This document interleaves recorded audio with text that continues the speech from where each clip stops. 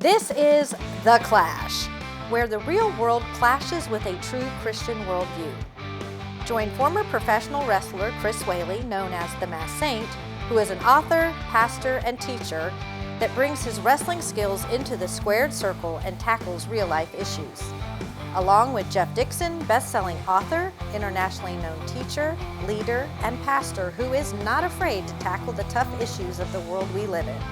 Together they form a tag team of wisdom in The Clash.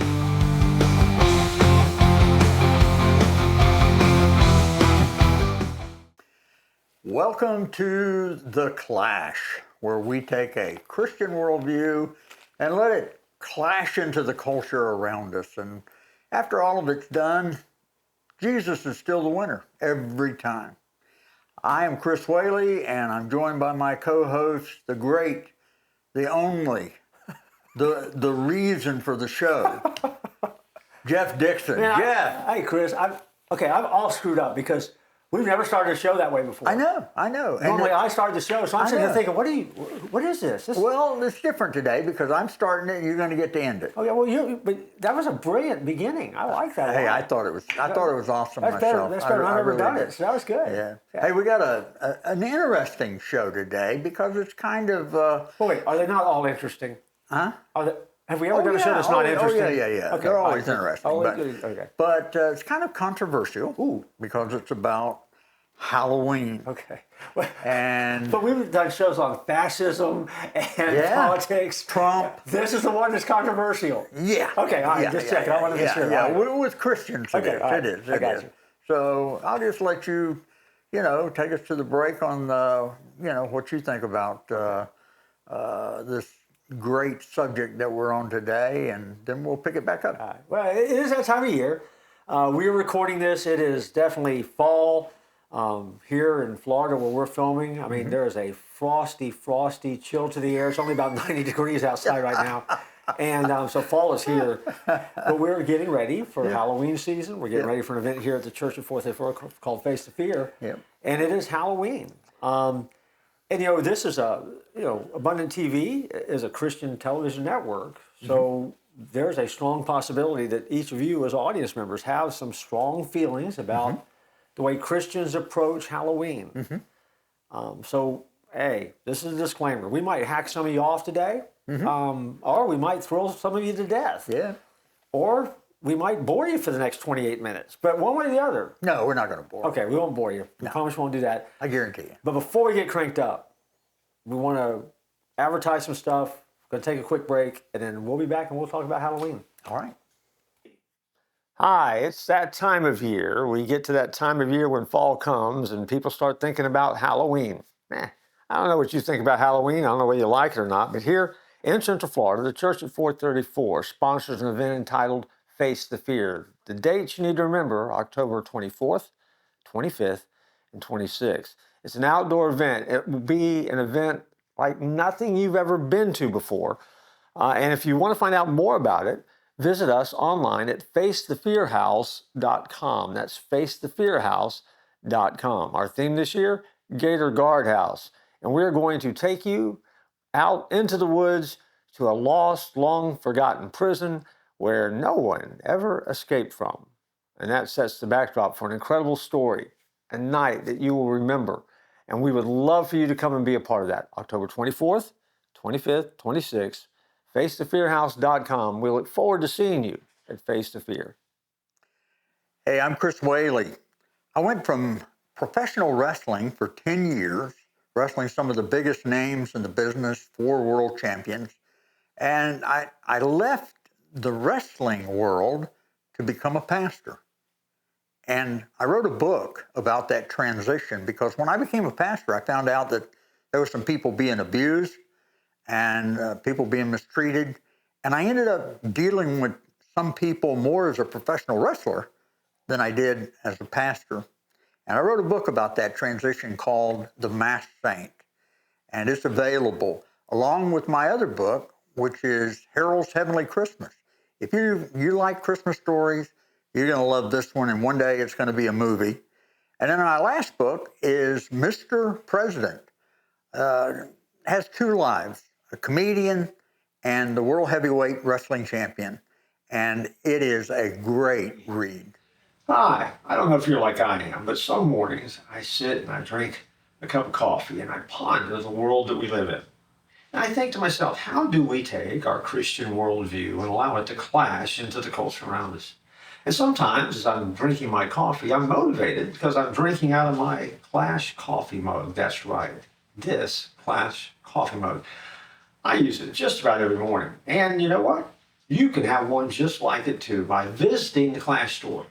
Because nothing like pondering the world we live in over a good cup of coffee. And nothing makes the coffee taste better than an official Clash mug. No kidding. Don't believe me? Try it.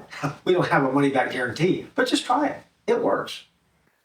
Hi, welcome back. We are talking about Halloween. As a matter of fact, this is the Halloween episode. And so, I don't know, Chris, what do you remember about Halloween? You know, Jeff, when I was growing up, it was all about candy.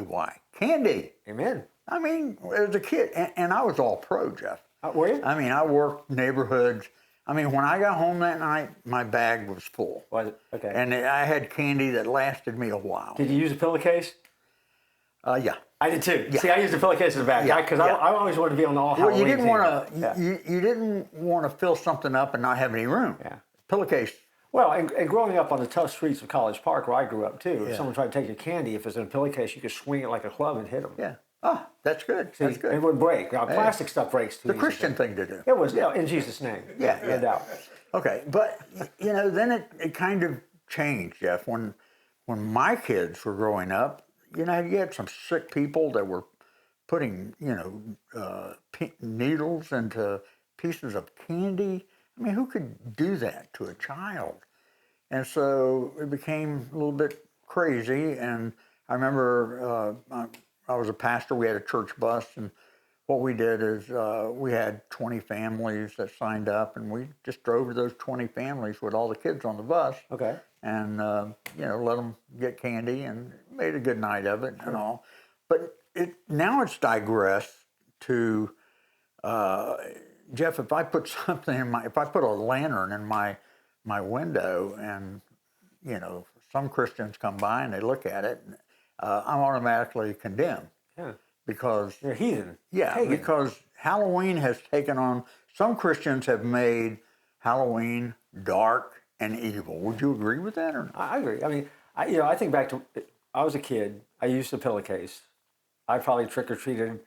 I probably squeezed an extra 2 years out of it. When I was too old to trick or treat, I was still going out. We would go out. We'd go out early. We would stay as late as possible. Yeah. And I mean, we got candy. Right. But again, like you, when my kids came along, I don't. Again, the world had changed. Yeah. And so I remember, being very careful to pick the safe neighborhood for them to go in, and also maybe being selective at times of the houses they went to, because you had either a relationship or you're more familiar with the people you'd seen them, kind of good neighbor thing. Right. Because again, that was hard, and people do crazy things. Yeah. They do. And yeah, I mean, it became something where as much fun as I had as a kid, my kids probably didn't get to have quite as much fun as I did. No. And plus, when my parents didn't go with me. Oh, yeah. Yeah, I mean, we were out there by ourselves. Yeah. 10, 11, 12 years old. I went by myself too, yeah. Yeah, out there. It was fun. We wouldn't dare let our kids. No, of course not. No. You're going to be right there at the corner, watch them walk on the driveway, watch them come back. I got it. Yeah, I was amazed at. I didn't even know there was a history. I didn't know how in the world did Halloween come about, and so I did a little research. Okay. Halloween's origin traced all the way back to the ancient Celtic festival. Don't know if you know that. It was called Samhain. It's actually spelled Samhain, but it's pronounced Samhain. Okay. And it's celebrated around 2,000 years ago in what is now Ireland, Scotland, parts of Northern Europe. And it marked the end of the harvest season, the start of winter, and they believed it was to be a time when the veil between the living and the dead was the thinnest. Okay. That's weird. And it occurred around October 31st to November 1st. They lit bonfires. They offered food to appease the spirits while wearing costumes, often animal skins. And then when Christianity spread through Europe, the Catholic Church repurposed the pagan festivals, and by the 8th century, Pope Gregory III established what was called All Saints' Day. You're familiar with that, on November the 1st. And so the evening before became All Hallows Eve, which, as we know, evolved into Halloween. Did you know all that stuff? I vaguely have heard it historically, but again, at moments like this, this is good because again, this is for the educational portion of the show, right? Right. Yeah. Well, what we're going to do, Jeff, is we're going to have a Q&A with Pastor Jeff. Oh, gee, well, that will be entertaining, won't it? First of all, what are your thoughts on Halloween as far as Christians celebrating Halloween? What are your thoughts? I am not radically against it. As a matter of fact, I am one of those Christians that probably have an attitude on Halloween that really might hack people off. But my reasons, believe it or not, are spiritual. Okay, and the reason is simply because when I read the Bible, which is truth, okay, I begin and I read that each day we have, that this is a day the Lord has made, and I'll rejoice and be glad in it. Right. Now, last time I checked, that includes October 31st. Yep. Which is Halloween. And so, for a Christian to hunker down and hide on Halloween like it is the devil's day or a day of evil, right. I think that's sin. Okay? I think if it's God's day, by hunkering down and hiding from it, what we have done is we basically have given a calendar day to Satan and his minions. So, for me, I have taken the attitude to embrace the day. Embrace the day, embrace what the culture's doing, see if you can spiritualize it, and let's live the day as it's supposed to be. It's the day the Lord has made, I'll be glad in it. So my kids have always had the joy of trick-or-treating. My yard is decorated with, right now I'm thinking it's got pixel lights that are Halloween colors. There's 1, 2, 3, 4, 5, 6, 7, 8 inflatables in the front yard right now. Most of them Disney's Haunted Mansion. I have a pumpkin that is a 5-foot tall pumpkin that's singing and telling jokes and stuff like that you can see. We have kids on my street come down and they play in my front yard because that's where the Halloween thing's set up, right? So I mean, I'm probably the other extreme, the Christian that probably doesn't have enough common sense, if you will. But it really is born in a spiritual place. I just refuse to give any ground to Satan. And by getting involved in Halloween, I do not think I am embracing anything that's evil. What I'm doing is going back to what we were talking about as kids. I mean, it was fun. It's all about the candy. Never thought about evil. Never thought about evil. Never thought about Satan. Thought about candy. Thought about candy. Thought about scaring people, having fun, laughing, and going on with it. And and even on Halloween, I love a good scare. Yeah. You can scare me, that's great. As a matter of fact, to this day, my son in my mother's garage builds a haunted house. Oh yeah. And I did it as a kid, so he's kind of carried on the tradition. Yeah. And he builds this thing, and we have hundreds and when I say hundreds and hundreds, it's not an understatement. Hundreds and hundreds of kids that will get bussed in to go through this haunted house. Wow. At your house? That my son builds. His grandmother's house. That's amazing. Yeah. It's great fun. Well, the church at 434, which you are the pastor, and I'm a part of it, puts on something that is really the number one Halloween place to go in the Orlando area. It is called Face the Fear. Yes. So, tell me, we've been doing Face the Fear how many years? It's over 20. I don't know exactly how many anymore. How did it begin? I think I mean, my attitude toward Halloween is where it started. This idea about you got to step into the culture. The Christian world can hunker down. I'm going to step into it and see if I can redeem it because it belongs to Jesus anyway, right? And I'm a product of Southern Baptist life, and so if you're Southern Baptist out there, don't be offended by this, but I went to more fall festivals than I can count on. I've seen more people try to dress as biblical characters, and talk about a train wreck that is. It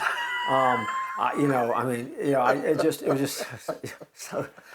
so bad. I mean, so it's one. It's kind of like bad theater, right? There's theater, and then there's bad theater.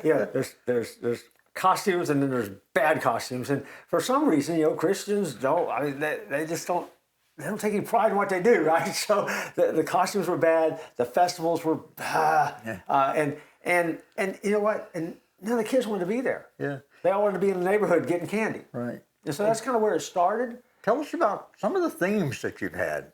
I mean, last year was, what was last year? Last year we did an event called Techwood Terror. Oh yeah, that was it. We're strong advocates about storytelling.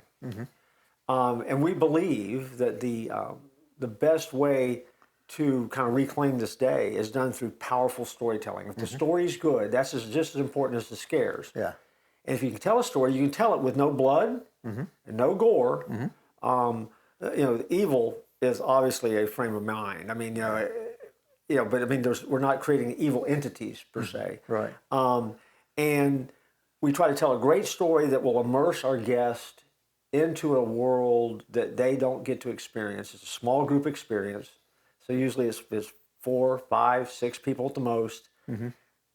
And we will immerse them and do our best to scare them. We want them to scream. We want them to laugh. We want them to walk out and go, that was put on by a church. That scared me to death. But when they leave, the takeaway for this is that we give them resources on how to handle fear in their life, hence the name Face the Fear. Different theme, different story every year. We try to make it a great story. But we want it to communicate some things that will help them deal with the real fear they deal with in life. And every year that happens. And as a result of this event, people make what I think are real decisions for Jesus. They get the help they need to handle the pressure of life. It allows us to create almost what is a counseling network for some people, because it really they're in this kind of situation Right. where we kind of help them find that network that they need. And so basically, we want it to be scary though. See, and that was the thing that I wanted to be different. I again, just to hack off every Christian out there, and all their churches that have done this.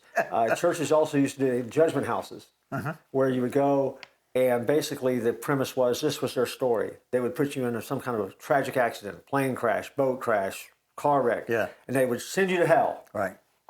And then they would take you to heaven. Yeah. And then pressure you to make a decision for Jesus. Now again, that is a great methodology. My approach in life is if someone else is doing it, why try it? I wanted to be not only a fear attraction, or some would call it a haunted attraction, which doesn't offend me. But I wanted to be the best, because I think when the church does something, it ought to be the best. Right. And so one of the greatest years we ever had is when we were named the #1 attraction in Central Florida, and they scored us better than Halloween Horror Nights, which is the big thing out of Universal, right? Universal Studios. Yeah. And so we have been named almost on an annual basis one of the top attractions in Florida. We usually score better than Halloween Horror Nights. We don't run it many nights, so it usually tends to have a decent crowd, but it will sell out because it's a small group experience. And we do it. We hit it. Tell us the theme this year. This year, it's called Gator Guardhouse. Now, we did a show earlier in the year on the alligator Alcatraz, which is where the idea came from. Matter of fact, I think the idea happened right after we did our show. And so we've created this storyline that there was a prison that was set up in Florida where the worst of the worst were taken. As they went to this prison, there was no one ever escaped the croc, right? We don't call it the rock, that's Alcatraz, right? So we call it the croc. No one escapes the croc. And as the story goes by, a storm has come through, it's destroyed the prison. There was no remnants of the prison. No one even knew where it was until they found the journal of the former warden, who described the accident that happened, how it was destroyed, how the prisoners couldn't get out. And so they have a prison that existed that no one ever escaped from, but no one ever knew where it was until now. Until now. And so for the mere cost of $15, you can experience it for yourself, or you can read about it on facethefearhouse.com. But what we're doing is we're taking people and putting them in this experience. We're taking them on the same path the prisoners would have gone in when they were locked away. Right. And they get to see the remains of the prisoners, but more importantly, they get to answer the question, what happened to the prisoners? And I got to tell you, it's not good. And there's a boat ride and everything. I mean, There's all sorts of things. There's water involved. Oh, yeah. There's immersive experiences. There's mazes. There's alligators, as you can imagine. Yep. It will, sights and sound will terrify you. Real quickly, because I know we're running short on time, but what kind of pushback have you gotten over the years from Christians? Tons. I've been blistered by most pastors in the Central Florida area. Yeah.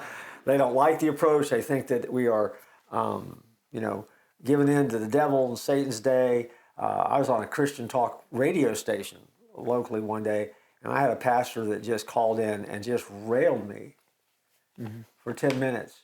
And they gave him the airtime to do it, and I finally said, "Do you want to hear why we do it?" And he goes, "Well, yeah." I said, "The reason is real simple." I said, "Because everybody that you're not going to hit, that's the crowd I'm going to have a chance to share Jesus with. I'm going to get the crowd that will never hear anything about Jesus, short of this kind of event. I'm going to meet them on their playing field and share with them." I said, "And these are people you'll never get to talk to because you're too busy being angry at me." And he hung up on the thing, and the host said, "That was harsh." I said, "Yes, it is." I said, "But you can push back on me all you want, and I love dialogue. So I mean, I can joust with you, and I will talk all day. And I'm not asking people to agree with the approach. I'm just saying, don't criticize it. Man, I mean, if a dog's playing checkers, you just be glad he's playing the game, right? I'm just a dog trying to play checkers. And so, if we can get people into the kingdom because we scare the hell out of them, they're just as saved as anybody else. And everybody can't do it. I got it. And everybody don't want to go there because is it possible to cross the line? Sure it is. Have we made mistakes over 20 years? Yes, of course we have. Have we done stuff we went later? Well, we probably went too far that time. We shouldn't have done it. Yes, but we learn from it. We try to come back from it.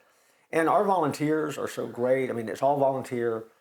Proceeds go to one of our ministries. And so it ends up being a lot of fun. But it's wildly creative. And this year is no exception. Gator Guard House. If you go to the website, you can read about the backstory. Our Florida Haunted Houses, by the way, features it. So you can go there. And if you Google it, you'll find out it really is one of the top-rated attractions year after year in Central Florida. Well, when you think about it, you think of all the days that, the church uses to reach people. I mean, I've been a pastor for 40 years, senior pastor before coming here to serve with you, which has been wonderful. Oh, there you go. But, I think about New Year's Day, we might do a series on new beginnings. And Valentine, we do a series on what? Love. And of course, Easter is, some people get mad if you call it Easter. It's Resurrection Day. Yeah. Okay, I grew up calling it Easter. I call it It's always a good series to have on Easter, though. But, Easter is always a good thing, right? Great series you can do, on the resurrection story. 4th of July, we do God and Country. And then, Memorial Day, we use that. Thanksgiving, a time of Thanksgiving. I've done all kinds of series on Thanksgiving and then Christmas. But Halloween is controversial, Jeff. It is. It is. Well, I tell you, if the folks here really want to, I mean, again, it is not everybody's cup of tea. No. Admittedly. But if you will go to that Face the Fear House website, we have a lot of resources that we just keep stockpiling year after year. We keep adding to them. So they're short films. And I'm going to look at our producer when I make this statement. The podcast is still there too, isn't it? I think so. Yeah. We have a podcast, though, called I Ain't Afraid of No Ghost. We in 20-some-odd episodes, we tackled this whole idea of ghost hunting and what ghost hunters are finding. Oh, my. And what's going on with that. I mean, and I have folks who are all into the ghost thing and with Satan, I think they're related to Satan because they threaten me. I mean, they will threaten me for some of the things we say because we don't pull any punches now. I mean, so when we're spiritual, we're spiritual. All those resources are there, and they're absolutely free. And so if folks want to tap into that, I would encourage them to do it. I'm sure the website will end up being on the screen at some point. But I mean, I'm not saying embrace Halloween or not. I'm just simply saying don't be afraid of it. What we're basically saying is we're using this day to try to reach people. Heck yeah, no doubt. That's the whole purpose. Yeah. trying to reach people with the gospel. Well, I mean, it's gonna be Halloween by the time we're done talking about this. But let's take another quick break, and we'll get out of this thing in just a second. Okay? Okay. All right. You haven't talked in a while. What have you been doing? Well, I appreciate you asking me, Chris, because, interesting enough, I have a new book coming out. That's right. About the time you're watching this, January. Saving the Magic Kingdom, a brand new Dixon on Disney novel. Coming out, brand new publisher, Magic Press Publishing, over-the-top adventure, happening at Walt Disney World. So yeah, I've been writing a book, and it's coming out, and I'm excited about it. I hope our folks will take a moment and go out to the favorite bookseller or check it out on Amazon. As a big fan of Dixon, I've read your other novels, and they are super. So don't forget to get this one. That's right. Now I'll pay you as soon as we're done with this advertisement. But it's coming out. It's called Saving the Magic Kingdom, an adventure that takes place inside of Walt Disney World, and it comes out in January of this year. Pre-orders happening now.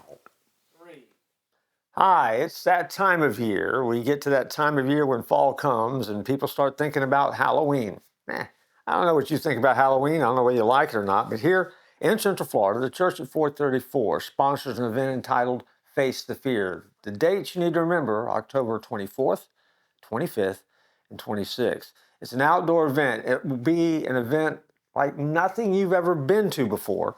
And if you want to find out more about it, visit us online at facethefearhouse.com. That's facethefearhouse.com. Our theme this year, Gator Guardhouse. And we're going to take you out into the woods to a lost, long forgotten prison where no one ever escaped from. And that sets the backdrop for an incredible story, a night that you will remember. And we would love for you to come and be a part of that. October 24th, 25th, 26th. facethefearhouse.com. We look forward to seeing you at Face the Fear.